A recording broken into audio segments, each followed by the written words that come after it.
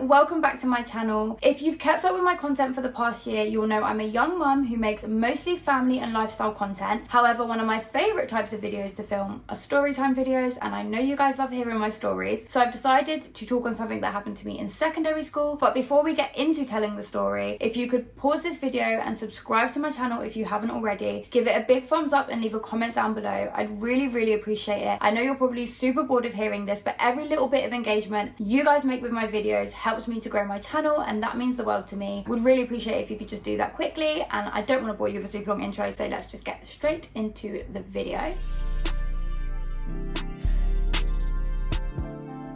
I've been going back and forth with myself about where exactly to start this story, and I feel like for context it's important to explain. For the first couple of years in school, I really enjoyed it. I actually really cared about school. Unfortunately, when I got towards the end of year 9, my mum was diagnosed with clinical depression, and I'm not going to go into detail with what that was like or what I went through, but I had a lot on my plate, and so my relationship with school changed. I didn't want to be there. I started doing everything I could not to be there, just because I didn't want to be in that environment and I didn't feel like it was benefiting me. So I ended up having quite a few mentors and counselors who were there specifically to help me through this, and that was a massive help to me. I really appreciated them. I was really close with them. My form tutor picked my GCSE options for me, and one of the options that he picked was with a teacher that I had never met before. I had no previous relationship. I'd never had a conversation with this guy, and he ended up being one of my subject teachers. At first I didn't think anything of him. He was just a teacher. He had a seating plan, and he had a seat attached to his desk which was for students that were being disruptive or spoke too much. They got moved from their assigned seat to that seat so they could be monitored. This was something that multiple teachers done, so again, I didn't think anything of it at the time. However, this became my permanent seat, which I did feel a little bit uncomfortable with to start. At that point in time, it didn't sit right with me. I just kind of listened because he was my teacher. This teacher started to become really concerned with my attendance, but that concern quickly went from him kind of questioning me to him checking if I was in other lessons, and not just checking as in, was Eden in her lesson? It was he would wait for me outside my lesson, and that went from him waiting outside my lesson to picking me up from my lesson and walking me to my next lessons. It made me not want to be in school even more because I knew he was going to be there waiting outside my lessons. Our relationship quickly became quite bitter on my end. I didn't like him. I didn't want to be near him, so I done everything I could to avoid his personal lesson. And when I started doing that, the concern grew even more, and it was I cannot even explain to you how much time this guy made me spend with him.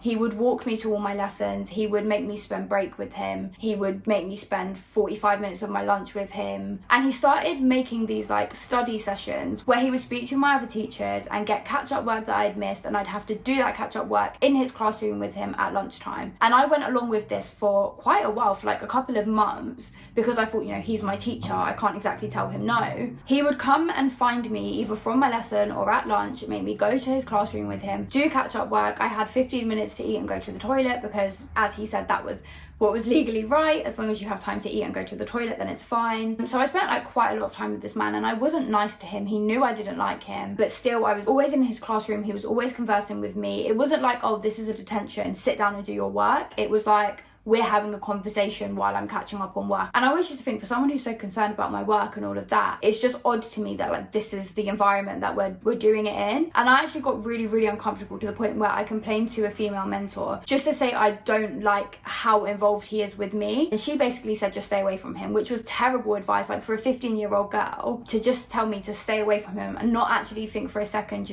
maybe he is actually crossing boundaries. But these study sessions continued, and so I spoke to a different mentor and said, can I do my catch-up work with the specific teachers of lessons? And that was agreed. Things were okay for a little while, and then he started to look for other reasons to give me a detention, or other reasons why he had to have a conversation with me. I remember one day really clearly, I had a green card, which was basically a card to excuse any incorrect uniform items. It's silly looking back on it, but my uniform was never ever perfect. So I had this card because I had incorrect shoes on, and he came to me one day and he had a massive go at me for wearing incorrect shoes. I showed him the green card, and he basically said that it's not good enough, I should be in correct uniform. But it's sort of a catch-22 because you can't send me home because that defeats the, over concern about my attendance.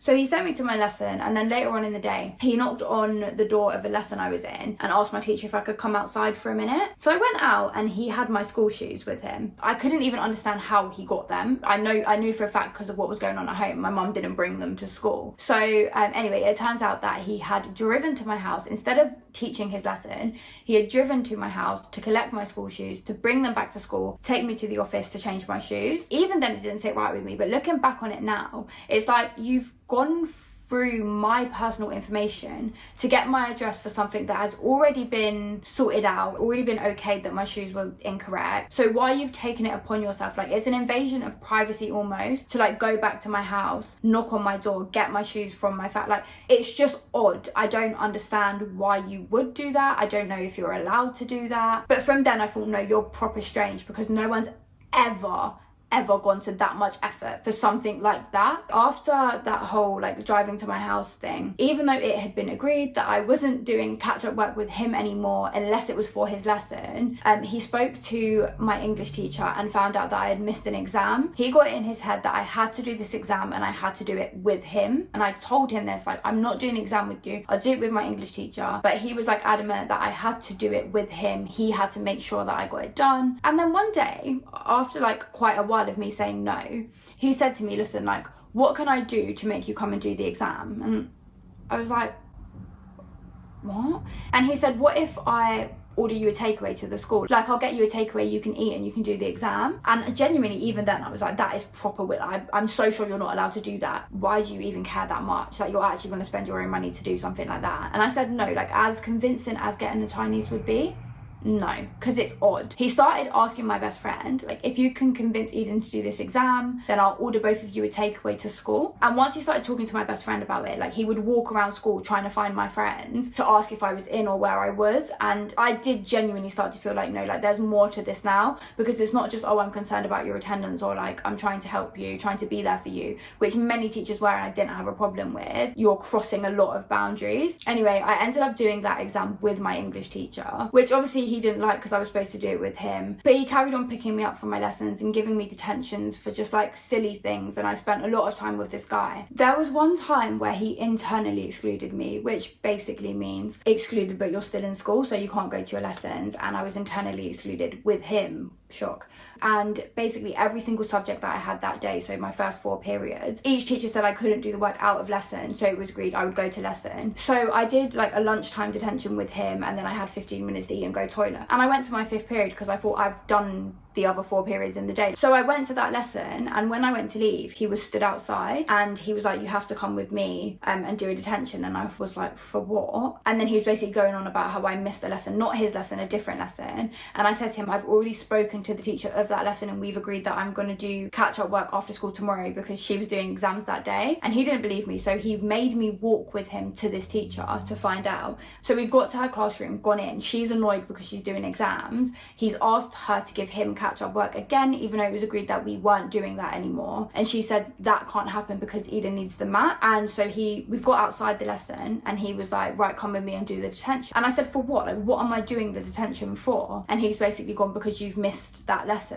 And I'm like, but you've just heard her say that we're doing catch-up work tomorrow, so why am I doing a detention with you, who's not the teacher for that subject now, and then also basically doing a detention after school tomorrow to do catch-up work? It makes no sense. And he's like, stop causing a scene, you're creating a scene. For the first time ever, I actually stood up for myself, and I was like, no, do you know what? No, I'm not coming to do a detention with you unless you give me an actual reason. I'm not just going to spend an hour with you after school for nothing. But he just kept saying the same thing, come with me, stop causing a scene. And I said something that I think triggered him. I just said, is there a reason why you're always trying to spend time with me? And he's gone, well, what are you implying? I was like, I'm not implying anything. I said what I said. It just seems like you always want to be in my presence. And then he was like, do you know what? Don't bother coming to school tomorrow. You're excluded. I'm not even going to lie. When he said it, I was genuinely thinking, I'm going to go home and my parents are going to kill. I might have talked, but that, exclusion, no. I genuinely thought, I'm gonna die when I get home, like this is it, end of life. And I went home and I remember being so scared, and I explained the situation to my family and they were like, no, you're fine, like you've done the right thing. And from that I knew, yeah, okay, I've got people on my side, like I'm not crazy, this guy is really overly involved. And when I went back to school after my day of exclusion, I got in trouble with my mentor for not being in school, and I was like, let's just call him Mr. X. Like Mr. X excluded me, and she was like, for what? Basically, it turns out you can't just exclude someone on the spot. It's not how it works, like not for something so minor. After that, we ended up having like a big meeting with my mum and the attendance officer, and it was decided I was going to drop his lesson along with a couple of other lessons to help my attendance, and that he would have no direct contact with me anymore. So after that, to be honest, like things were okay. I very rarely spoke to him, but I ended up going to college to do hair. And I know this is probably a coincidence and I'm not reading into it, literally within a month after me leaving, I don't know whether he resigned or got fired or whatever, but he ended up leaving, so he no longer works there. And I remember thinking, that is proper strange, like just the timing of it was so weird. Now what gets to me the most about this story is that I genuinely spoke to several adults. It wasn't like I didn't tell anyone that I was uncomfortable around this man. I made it clear. I pretty much even made it clear to him that I didn't want to spend time with him. I raised that I wanted to do work with other teachers. I told him that I would do detentions with my mentor. Like I made it clear I didn't want to be in his presence, and no one listened to me. Being 15 and trying to speak to adults about something like that and it not being taken seriously does so much damage. It makes you not want to tell anyone anything ever because you won't be believed. So I just want to like reiterate, I am not for 1 second accusing this guy of anything. All I'm saying is that his behavior and how he went about things was inappropriate,